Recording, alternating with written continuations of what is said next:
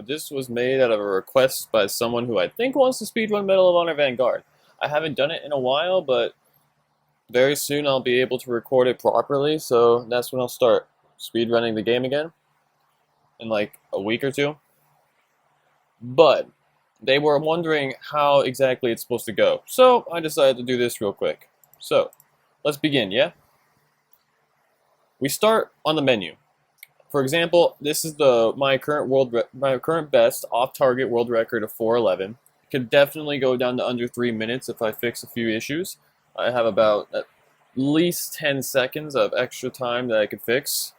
It really just comes down to the end, but as you can see, the main goal is you start on off-target. Once that starts, that's when you click the timer. I'll have the timer on the right side of the screen so you can see. And I will also be discussing strategies for this area, more specifically because you're going to want to know this. You're going to want to skip through this as fast as possible. You're probably just going to be mashing like A.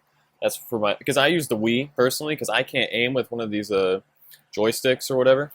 So I need to use the other stuff. You can't really skip through this. You have to just sit there and wait, which is a shame, but it's way easier to start the timer at the menu. Because if you don't start the timer at the menu, it could be off every time once you get into the gameplay, so it doesn't really matter.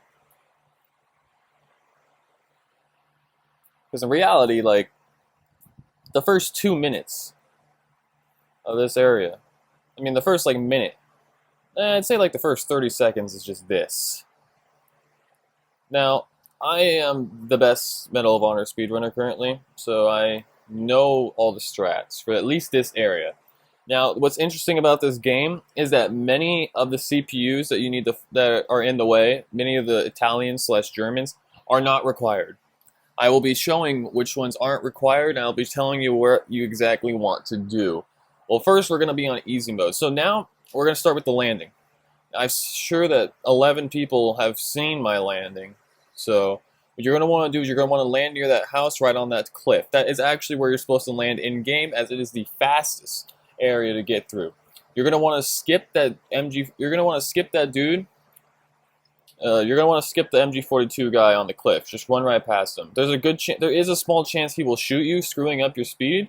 But you're going to want to start by shooting that guy real quick. You should have that. Kill him. Now, you're going to want to kill that dude and jump off at the same time. Shoot him. Shoot that other guy, shoot him. Now there's going to be a third guy who comes closer who you're going to want to wait for. Now, if you do that perfectly, you should get done with like a 127.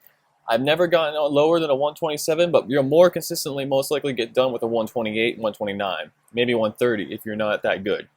Now, you're just going to want to wait for the sergeant to open the door.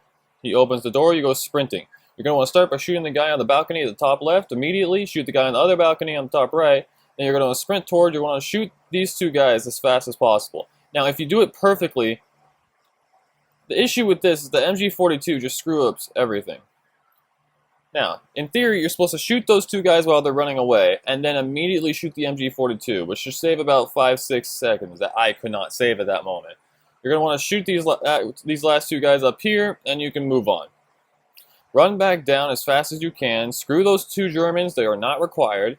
They could accidentally hurt your chances of running back down, which could be a little bit slower. I can't tell exactly which way's faster or if it matters how quickly you get down. I know it does, but it's a weird situation. Now, you're going to want to skip through all these guys. They are not required.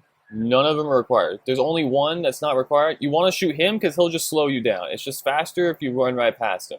Now, none of these guys matter. Just run right past them. They don't matter. And then shoot this guy in the house, he matters, and then you're going to want to be reloading while you go up the stairs, because you're going to want to do is immediately when these dudes start running out, you're just going to want to be shooting at them. Now, in theory, you want to get the second wave of troops out as fast as possible. Once that second wave comes out, immediately, that's when you have the best chance of just immediately killing them and making them run back in, as you can see. There's not many left, and you just gotta shoot those two guys, or you gotta shoot some of those guys right there, and then just start running back. I don't remember the exact number for the requirement of how many of those guys you need to shoot. I'm pretty sure it's like 7 or 8. And then once you're done, like, odds are, if you did it, this run was 4:11. But if you do everything perfectly and you can get that first wave of troops dead immediately, you should, and you don't screw up against the MG42, at the second house, you should be done in under 4 minutes. Now, you end the timer when you see mission complete. It's that simple. Now, for bigger runs, more specifically like area runs, because these missions, they send you to a second mission. Now, for that, you just complete it when that other mission is done. When you get to that final mission and the mission complete, that's it. Now, with this second mission, you should most likely get done in like 9 minutes or less, maybe 10 minutes if you're still learning. But I'm not going to get into that for now. Thank you.